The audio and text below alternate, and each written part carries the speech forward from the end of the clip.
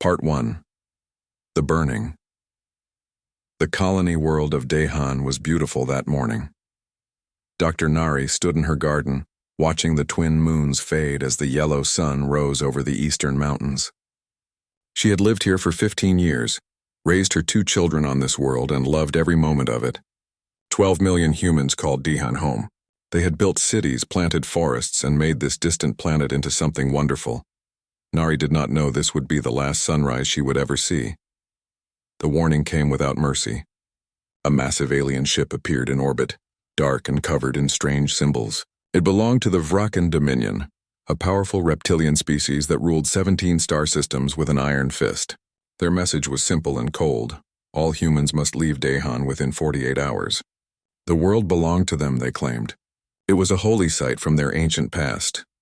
Governor Yunji called an emergency meeting. The colony leaders gathered in the capital city, arguing about what to do. Some wanted to evacuate immediately. Others refused to abandon their homes. The Galactic Concordance, the political body that governed the peaceful relations between hundreds of alien species, sent a message urging compliance. They did not want a war, but Yunji made her decision. She broadcasted across all channels to every human world and every alien species listening. "We built our lives here," she said firmly. "We raised our children here. We do not abandon our homes because someone threatens us. Dehan stays human." Commander Hyon received the message aboard his diplomatic ship, the Eternal Dawn. He was 3 days away from Dehan, returning from a peaceful mission to a nearby system. His daughter Mireille was stationed on Dehan as a defense pilot. When he heard the Vrakan ultimatum, ice filled his veins. He ordered his ship to maximum speed, but he knew deep in his heart that he would not arrive in time. He was right. The Vrakan attacked 6 hours before the deadline ended. They did not send soldiers. They did not try to capture the planet. They simply wanted it empty, and they chose the fastest method available. 20 massive war spheres emerged from slipspace and took positions around Dehan. Then they opened fire. The orbital bombardment was systematic and terrible. Energy beams wider than city blocks struck the surface. The capital vaporized in seconds, millions of lives ending in a flash of superheated plasma.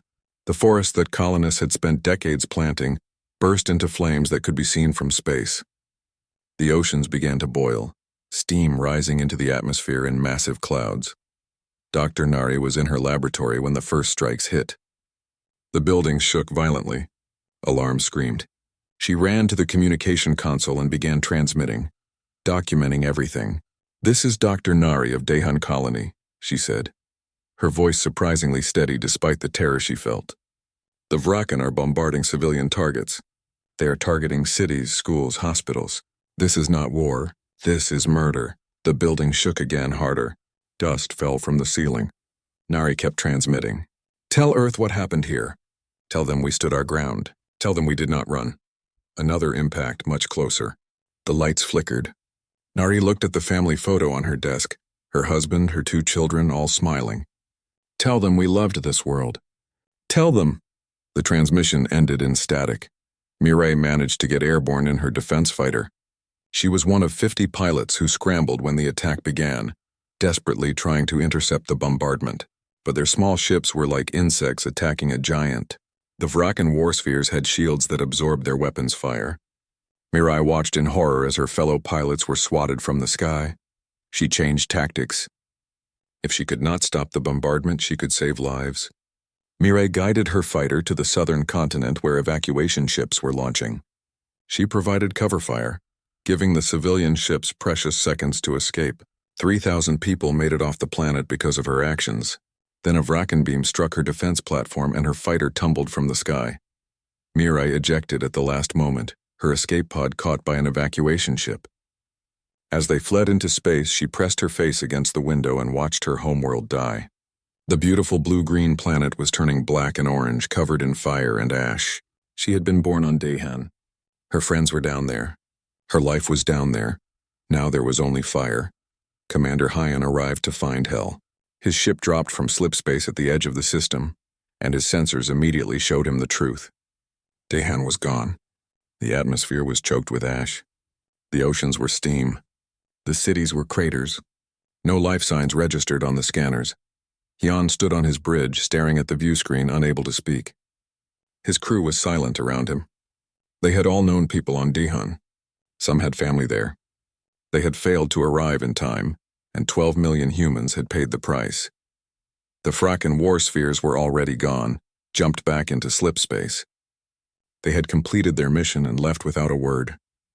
Jan's hands shook as he searched for his daughter's emergency beacon. For terrible minutes he found nothing. Then a weak signal appeared. Mirai was alive, aboard an evacuation ship with 3,000 other survivors, out of 12 million. The survivors were traumatized, broken. They had watched their world burn. They had lost everything: families, friends, homes, pets, photographs, memories. All gone in a few hours of senseless violence. The news reached Earth 3 days later. The images reached every human world simultaneously. Billions of people watched Dr. Nari's final transmission.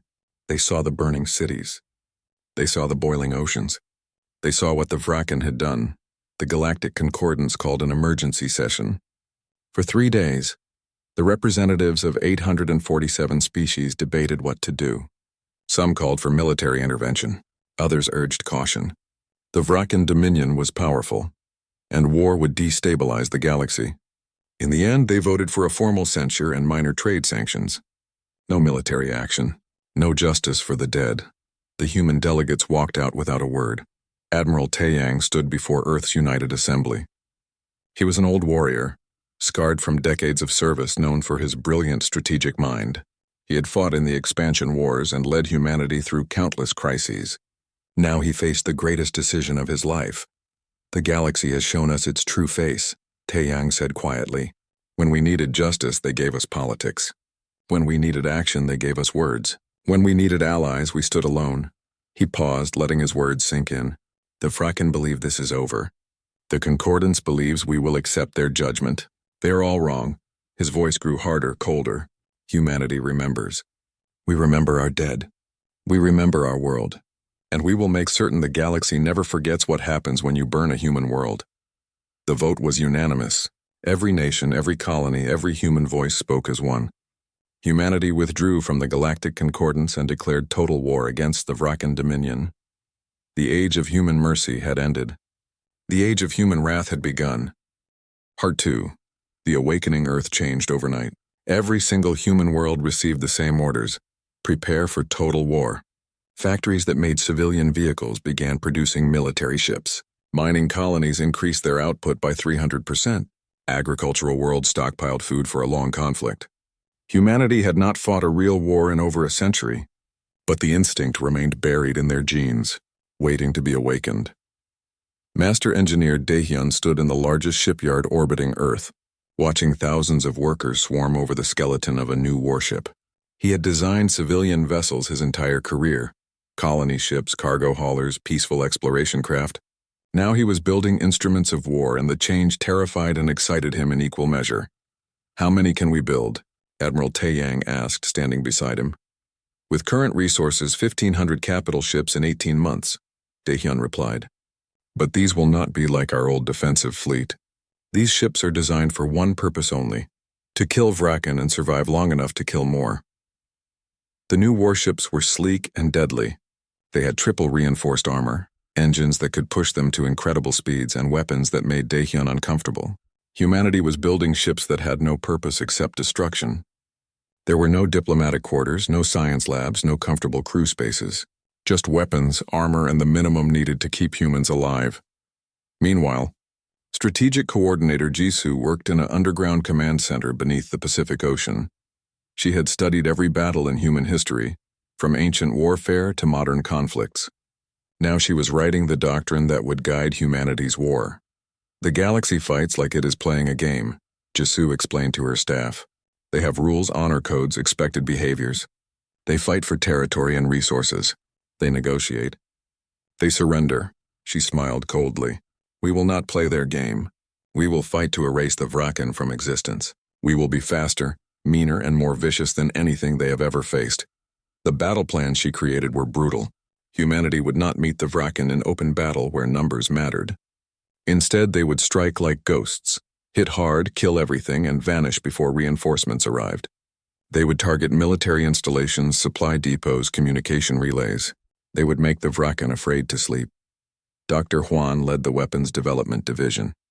He was a gentleman who loved his family and spent his free time gardening. Now he was creating weapons that would haunt his nightmares forever. His laboratories worked day and night on projects that made him sick. Kinetic orbital lances that could crack planets. Swarm drones that hunted ships through slipspace. Biological weapons tailored specifically to Vraken physiology. Quantum jamming arrays that made human ships invisible to sensors. Every weapon was designed to cause maximum damage with maximum efficiency. "Are we becoming monsters?" his assistant asked one night, staring at the biological weapon data. Juan was quiet for a long moment. "Perhaps," he finally said, "but the Vraken made us monsters when they burned 12 million people alive. Now they will learn what human monsters can do." The Vraken Dominion barely noticed humanity's preparations. Their intelligence report showed humans had perhaps 200 warships scattered across their territory. The Vraken commanded 6,000 vessels and ruled 40 conquered species. What threat could humans possibly pose? War Chief Grath, the scarred leader of the Vraken military, laughed when he read the Human War Declaration. "Let the mammals rage," he told his admirals. "They will scream and cry, and then we will crush them as we crushed their colony. Perhaps we will take another world or two, teach them their proper place in the galaxy."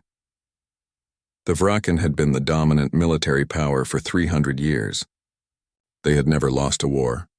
They could not imagine losing to humans. They should have paid more attention. The first human strike came without warning. A remote Vraken listening post on the frontier detected 12 human ships approaching. The post commander sent 40 defensive ships to intercept, confident in his numerical advantage.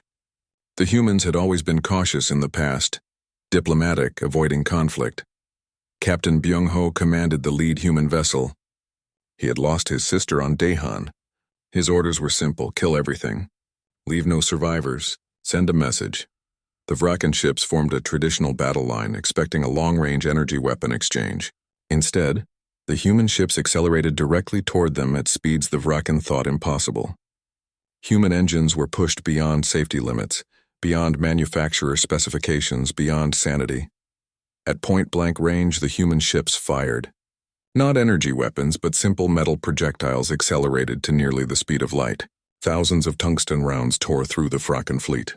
The Vraken shields, designed to deflect energy beams, offered no protection against solid matter moving at relativistic speeds. 30 Vraken ships exploded in the first 10 seconds.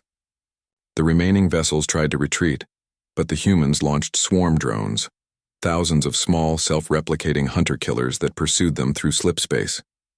The drones were patient and tireless. They followed the Vraken ships for hours, hunting them down one by one. Then the 12 human ships turned their weapons on the listening post itself. They did not send a boarding party. They did not accept surrender. They fired until the station was molecular dust, until every Vraken in the system was dead, until the asteroids themselves were shattered into gravel. The last transmission from Byung-ho was simple. One installation for one colony. The mathematics of vengeance had begun. Over the next 6 months, human fleets struck 12 more Vraken military bases with surgical precision. Commander Junho led the Third Fleet using tactics from ancient Earth military history. He studied Sun Tzu, Clausewitz, and modern asymmetric warfare, concepts completely alien to galactic military thinking. Human ships used quantum jamming to become invisible to sensors. They hid in asteroid fields and behind moons. They struck from unexpected angles at unexpected times in unexpected ways. The Vraken could never predict where humans would appear next, and after every battle, humanity broadcast the results throughout the galaxy. But they did not show their victories. They showed Daehan burning. They played Dr. Nari's final transmission on repeat. They showed the cities vaporizing, the forests burning, the oceans boiling. They showed what the Vraken had done. Propaganda officer Soman managed these broadcasts. "We want the galaxy to understand," she explained. "This is not conquest. This is not politics. This is justice. We are doing this because they did that." The Galactic Concordance was horrified. The Council of Elders, led by the ancient Keltharian mediator Thon, sent urgent messages demanding humanity cease hostilities immediately. "You are destabilizing the entire galaxy," they warned. "This violence threatens everything we have built."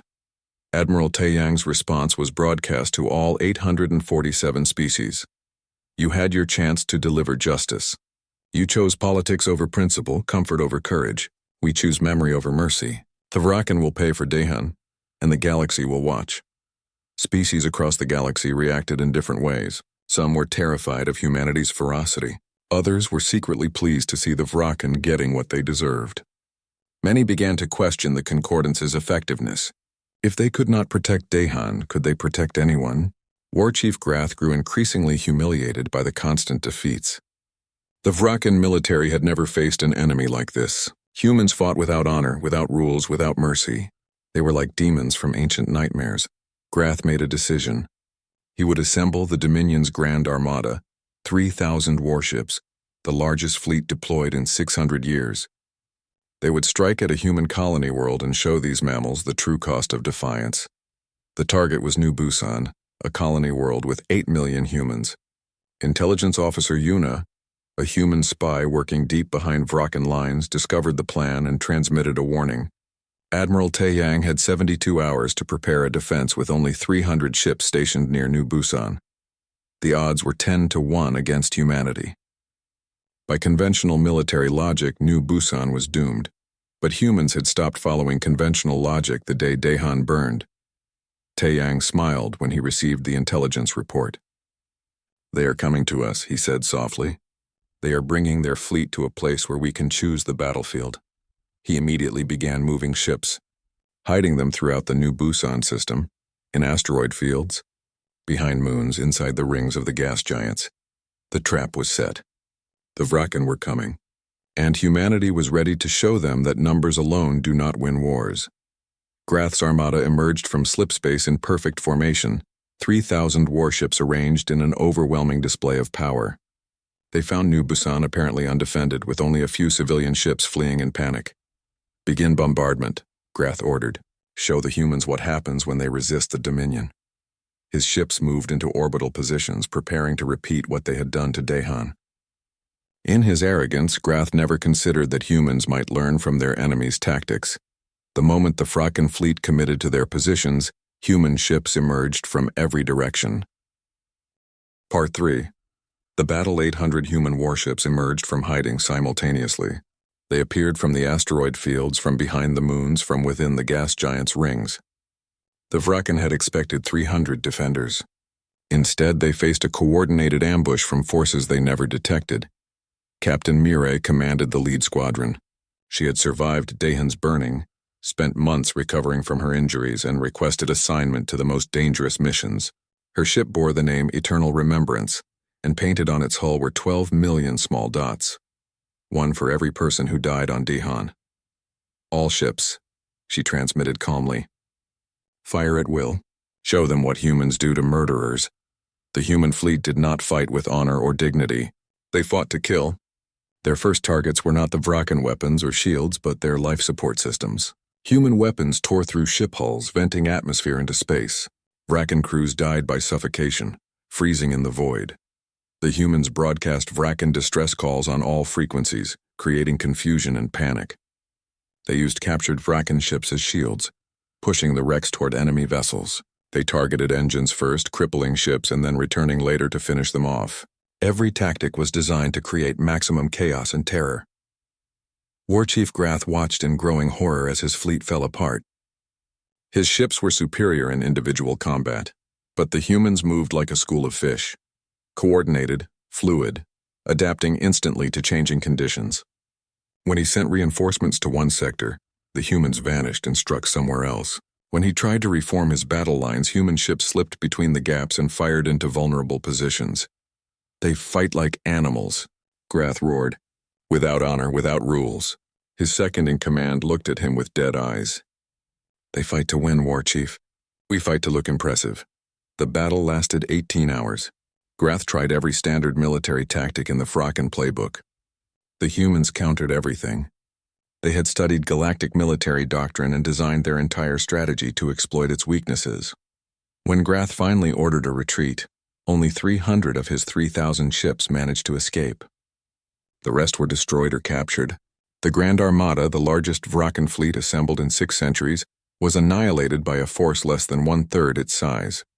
Grath's own flagship was disabled in the final hours. Human Marines boarded it in heavy armor, moving through the corridors with brutal efficiency. They used non-lethal weapons, taking Grath and his senior officers alive. Not out of mercy, but because humanity wanted them for something else. Admiral Taeyang stood on the bridge of his command ship, watching the battle's aftermath. Thousands of Rakan bodies floated in space among the wreckage. He felt no satisfaction, no joy in the victory, only a cold certainty that this was necessary. "Bring Grath to Earth," he ordered. "It is time for a trial." The galaxy watched in shock as humanity transported War Chief Grath and 73 senior Vrakan officers to Earth. They expected immediate execution, revenge killings to match the Dihan massacre. Instead, humanity announced a formal trial. Judge Advocate General Gyeong presided over the proceedings. She was a small woman with gray hair and sharp eyes that missed nothing. She had spent 40 years in military law, and now she faced the most important case in human history. "This tribunal is convened to determine the guilt or innocence of the accused in the matter of the Dihan massacre," she announced. "The accused will receive fair trial under human law, with legal representation, the right to present evidence, and the presumption of innocence until proven guilty." Grath laughed bitterly. "You pretend at justice while your fleets slaughter my people. We slaughter your military," Gyeong corrected coldly. "You slaughtered civilians. There is a difference."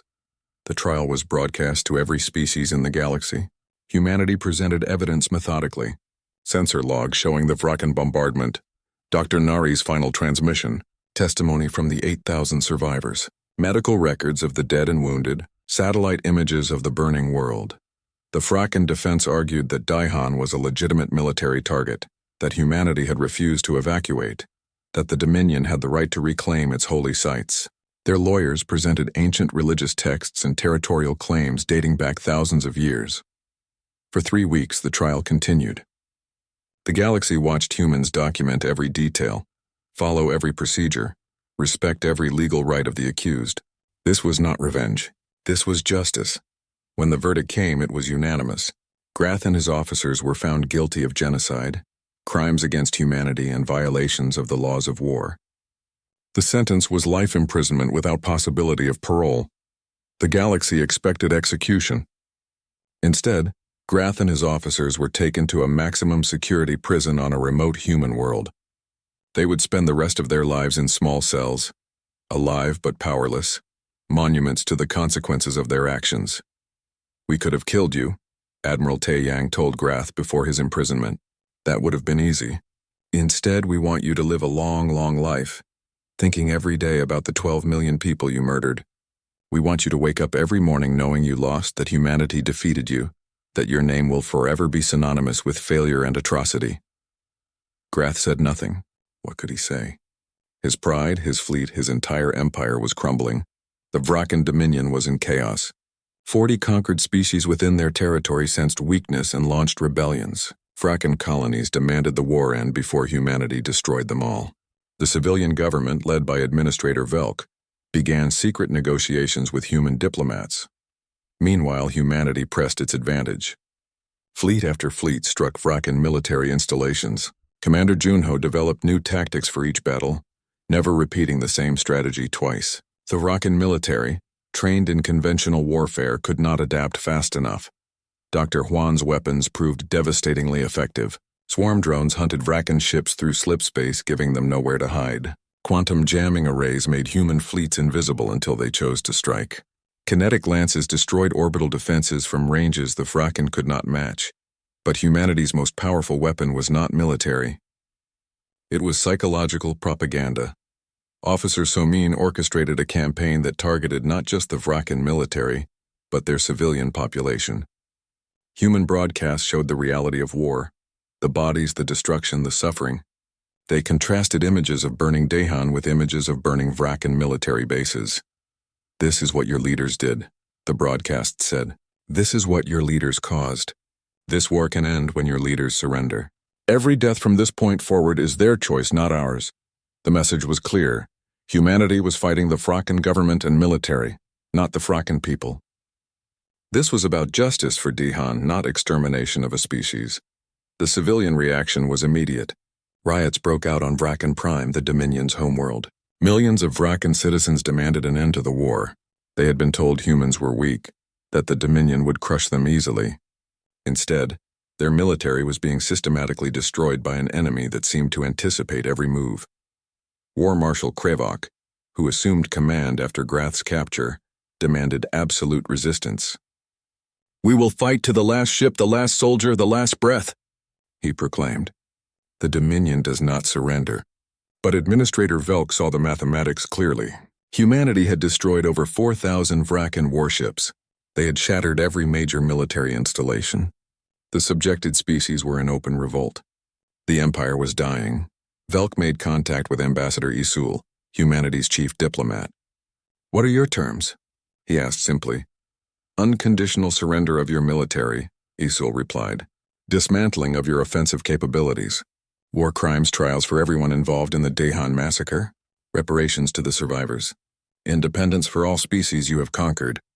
And most importantly, acknowledgement of what you did. Full public acknowledgement that the Dahan massacre was genocide and a crime against all civilized species." "And if we agree to these terms?" Velk asked. "Then the killing stops," Isul said. "We will not exterminate your people. We will not occupy your worlds. We will allow you to rebuild as a peaceful civilization, but you will never again have the power to do what you did to Dahan." Velk looked at the reports on his desk. Casualty figures. Economic collapse. Rebellion spreading across the Dominion. The choice was surrender or extinction. "I will present your terms to our government," he said quietly. But War Marshal Krevok refused to surrender. He assembled the remnants of the Vrakan fleet, 800 ships, all that remained of the once mighty armada. He would make one final assault on Earth itself. If the Dominion was dying, it would die striking at the human homeworld. "Launch the attack," Krevok ordered, "for the glory of the Dominion." His fleet jumped to slipspace, heading for Earth. Intelligence Officer Yuna, still embedded with Vrakan forces, transmitted the warning. Krevok was coming with everything he had left. Captain Mireille received the orders to intercept. Her squadron had been held in reserve near Earth, resting and rearming after the Battle of New Busan. Now they would face the Vrakan one final time. "All ships prepare for combat," Mireille transmitted. She looked at the small photograph taped to her console. Her mother, Dr. Part 4. The fall. The Vrakan fleet emerged from slipspace at the edge of Earth's solar system. 800 warships, the last remnants of the once mighty Dominion armada, accelerated toward humanity's homeworld. War Marshal Krevok stood on his flagship bridge, determined to make humanity pay for their victories. "Today we restore Vrakan honor," he announced to his fleet. "Today we show these mammals that the Dominion does not die quietly." But Earth was not undefended. Admiral Taeyang had positioned 1,200 human warships throughout the solar system, hidden and waiting. Captain Mireille led the forward defense squadrons, her ships positioned near Mars' orbit. "Wait for them to commit," Taeyang ordered. "Let them think they have a chance. Then show them the truth." The Vrakan fleet pushed forward, ignoring the warning signals from their sensors. They were focused on Earth, on striking the symbolic heart of humanity. They did not notice the human ships moving into position around them until it was too late. "Now," Mireille said calmly. Human ships emerged from every direction, forming a sphere around the Vrakan fleet. The trap was perfect. The Vrakan had no retreat, no maneuvering room, no options except to fight or surrender. Krevok refused to surrender. "All ships attack! Break through to Earth!" But there was no breaking through. The human fleet was too numerous, too coordinated, too practiced at killing Vrakan. The battle lasted only 3 hours. It was not a fight, it was an execution. Krevok's flagship was the last to fall. He stood on his bridge as human fire tore through the shields, as systems failed around him, as his crew died. In his final moments, he understood the terrible truth. The Vrakan had not lost because humans were stronger. They had lost because humans were willing to do whatever it took to win. The flagship exploded in silence. War Marshal Krevok and his dream of Dominion glory died together in the cold vacuum of space. Administrator Velk watched the battle from Vrakan Prime. When the last ship died, he knew it was over. The military was destroyed. The Empire was finished. All that remained was to save the Vrakan people from complete extinction. He contacted Ambassador Isil immediately. "We accept your terms. All of them. Unconditionally." Admiral Taeyang received the surrender aboard his flagship. He felt no joy, no triumph, just exhaustion and the weight of all the death. "Send the terms to every Vrakan world," he ordered. "The war is over." The formal surrender took place on a neutral station orbiting a dead moon. Administrator Velk signed the documents with a shaking hand. The Vrakan Dominion, which had ruled 17 star systems for 300 years, ceased to exist. The terms were harsh, but fair. The Vrakan military was disbanded. Their warships were destroyed or given to the species they had conquered. War criminals were handed over for trial. Reparations would be paid to Dahan's survivors for the next century. Most importantly, the Vrakan government issued a formal statement, broadcast to every species in the galaxy. The Vrakan Dominion committed genocide against the human colony of Dahan. This was a crime without justification or excuse. "We take full responsibility for the deaths of 12 million innocent people. We acknowledge the justice of humanity's response. We will never forget what we did, and we will work to ensure such atrocities never happen again." Humanity had not just won a war. They had forced the galaxy to acknowledge what happened on Dahan. The truth would never be forgotten. The liberation of Vrakan-controlled territories took 6 months. 40 species that had been conquered and enslaved were freed. Human diplomats worked with local leaders to establish independent governments. Human engineers helped rebuild damaged infrastructure. Human doctors treated populations that had suffered under Vrakan rule. Engineer Daehyun led the reconstruction efforts. The same man who had designed humanity's warships now designed hospitals, schools, and homes. "We proved we can destroy," he said. "Now we must prove we can create." The galaxy watched in amazement as humanity poured resources into helping the species the Vrakan had conquered. There was no occupation, no exploitation, no demand for tribute. Humanity simply helped and then left. "This is not who we want to be," Ambassador Isil explained to the Concordance Council. "We became warriors because we had to. But we remain human, we build. We heal, we help. The war was necessary, but it does not define us."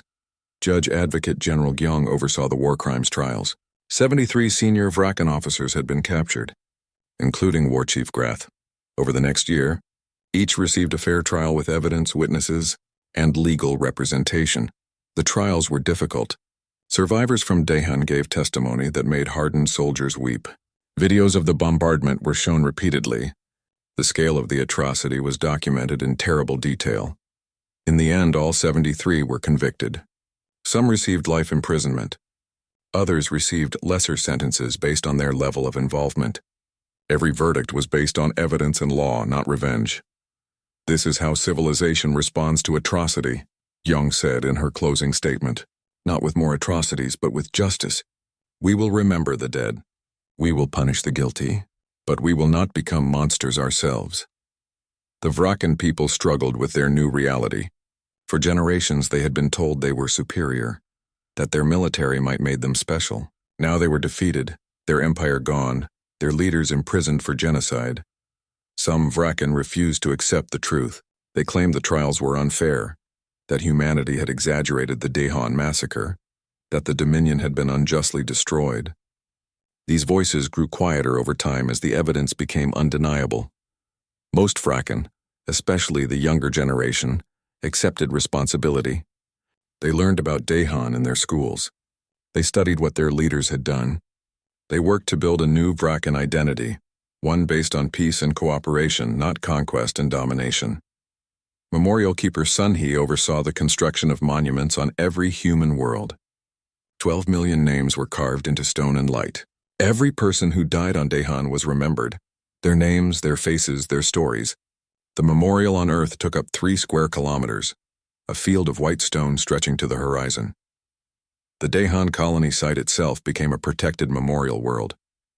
The burned surface was preserved exactly as the Vrakan left it. No rebuilding was allowed. Visitors came from across the galaxy to see what had happened, to understand the price of unchecked aggression. Dr. Huan visited the Dahan Memorial every year. He would stand among the ruins thinking about the weapons he had created, the destruction he had enabled.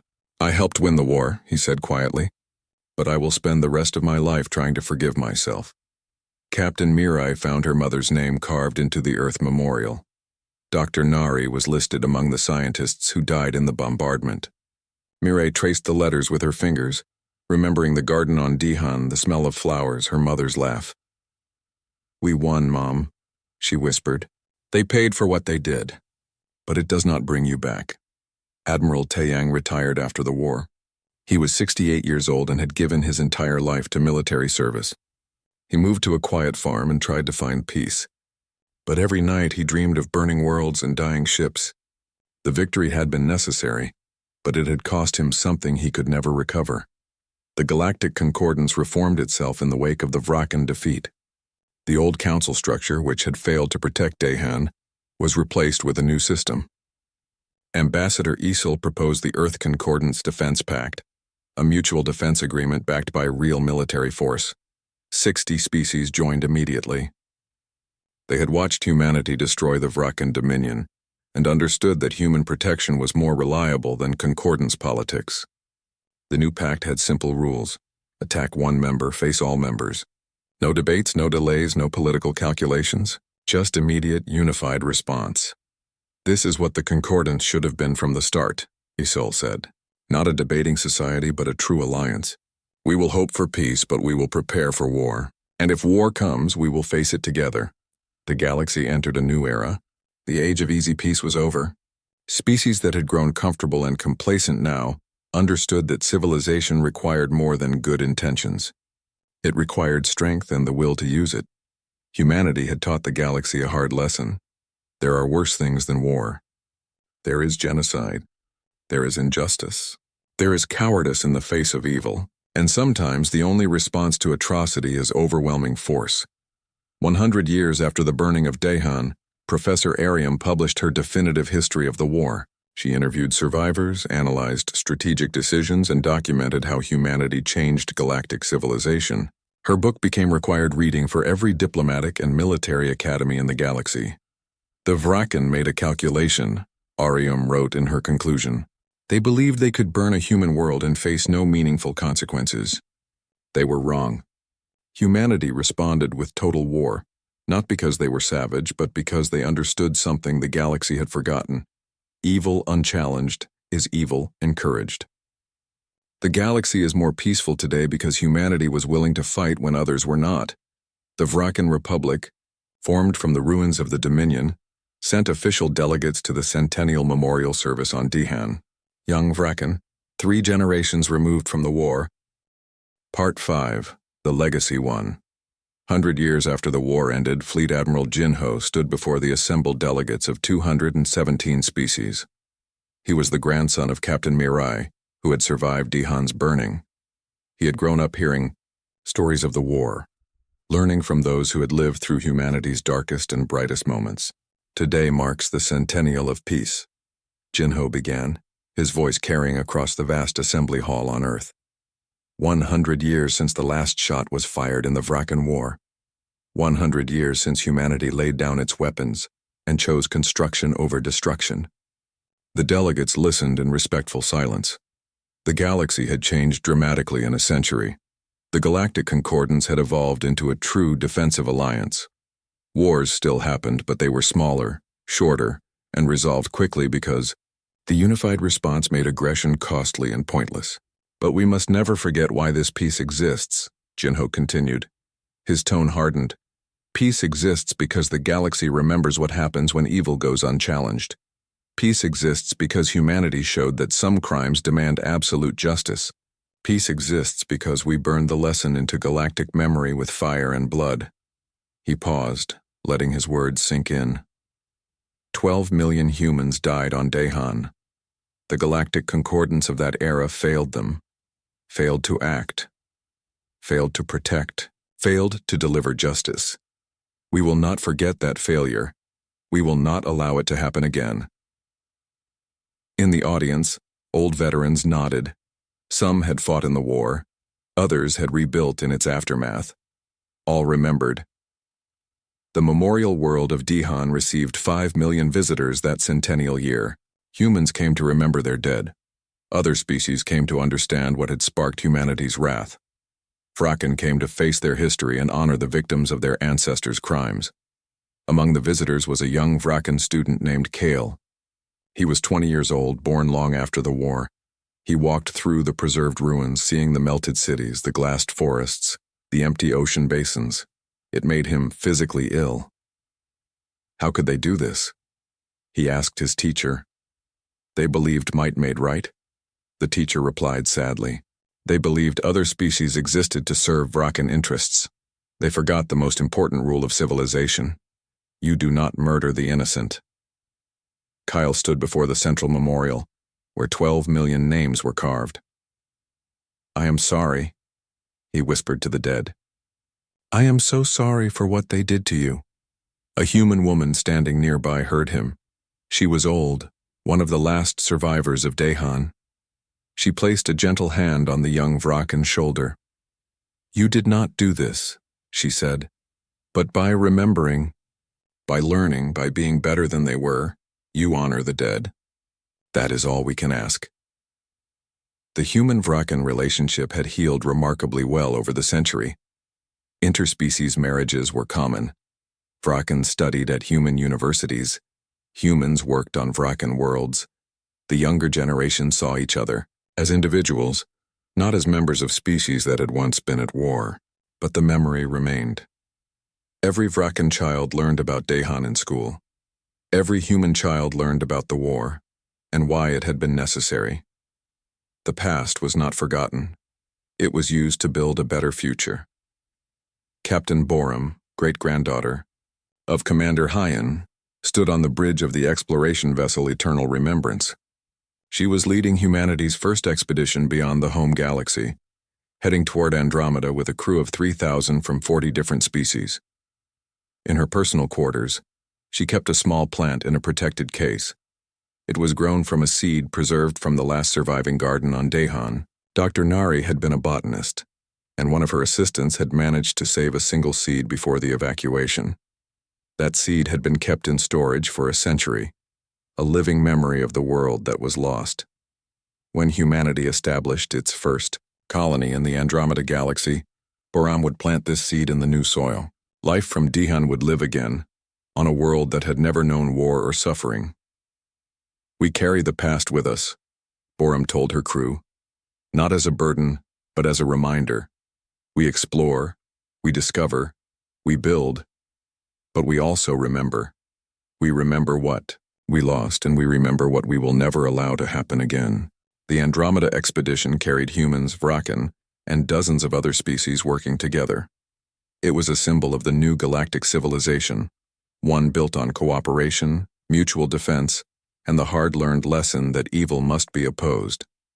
Back on Earth, engineer Daehyun spent his final days in a small apartment overlooking the Pacific Ocean.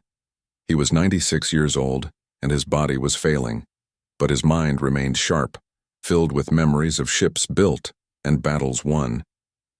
A young engineering student visited him, working on a dissertation about the warship designs that had won the Vrakan War. How did you create vessels so effective? The student asked. Daehyun was quiet for a long time, staring at the ocean. I designed them to kill, he finally said. Every line, every system, every decision was about maximizing destruction. I am proud of what I accomplished, because it saved humanity.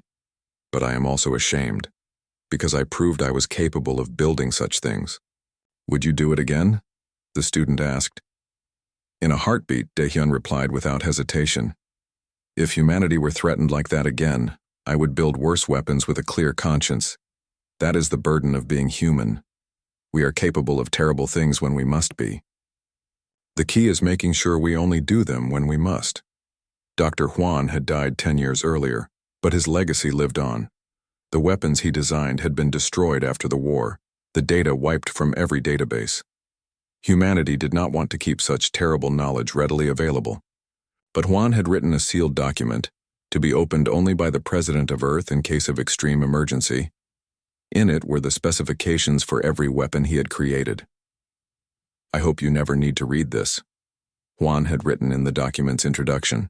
But if you do, if humanity faces extinction, then use this knowledge without hesitation or mercy. Do whatever is necessary to survive. That is what I did. That is what I will never regret. The document remained sealed, locked away in the deepest vaults on Earth. A reminder that humanity still had teeth, even if they chose not to show them. Admiral Taeyang had died 20 years after the war, at age 88. His funeral was attended by millions, with representatives from every human world and 200 allied species. He was buried on the Daehan Memorial World, among the people he had avenged. His gravestone carried a simple inscription: "He stood when others sat. He acted when others talked. He remembered when others forgot." The galaxy had become a more dangerous and more honest place in the century since Daehan's burning. Species no longer pretended that peace could be maintained through good intentions alone. They built defensive fleets, trained soldiers, and maintained the capability to fight if necessary. But they also cooperated more genuinely. The shared memory of the war created bonds that went deeper than political alliances. Species that might have been rivals instead became partners, understanding that division led to vulnerability. Strategic Coordinator Jisu's doctrines became standard teaching in military academies across the galaxy. Her understanding that war was about willpower, not just firepower, revolutionized galactic strategic thinking. She died at age 102, surrounded by students and former enemies who had learned from her brilliance. Propaganda Officer Soman lived to see the galaxy she had helped create. She worked in the decades after the war to ensure the memory of Daehan remained vivid. She produced documentaries, wrote books, and gave lectures. Her message was always the same: never forget, never allow it to happen again, never remain silent in the face of evil. Memorial Keeper Sunhee maintained the memorials until her death at age 90. Her children and grandchildren continued her work, ensuring that every name remained legible. Every story was preserved. Every visitor understood what had happened. The Daehan Memorial became the most visited place in human space. School children came on field trips. Soldiers came to understand what they were protecting. Politicians came to remember the cost of their decisions. Aliens came to learn about humanity's capacity for both suffering and response. Judge Advocate General Guyong retired after the war. Crimes trials, but her legacy shaped galactic law for the next century. Her insistence on fair trials, even for genocide perpetrators, became the standard. The galaxy learned that justice required process, not just punishment. War Chief Grath lived to age 87, dying in his prison cell. He never showed remorse, never acknowledged his guilt, never asked for forgiveness. But the galaxy saw him die powerless and forgotten, a warning to future would-be conquerors. Ambassador Isol became the architect of the new concordance. She worked tirelessly to build alliances based on strength and mutual respect rather than wishful thinking. Under her leadership, the galaxy entered its longest period of widespread peace in recorded history. When she retired at age 75, the concordance honored her with a simple title: The Woman Who Rebuilt the Galaxy. Fleet Admiral Jinho concluded his centennial speech with words that echoed across every human world and allied species. To our friends across the stars, we offer partnership and prosperity. We will explore together, build together, and defend each other. The bonds we have forged in the aftermath of war are stronger than any that existed before.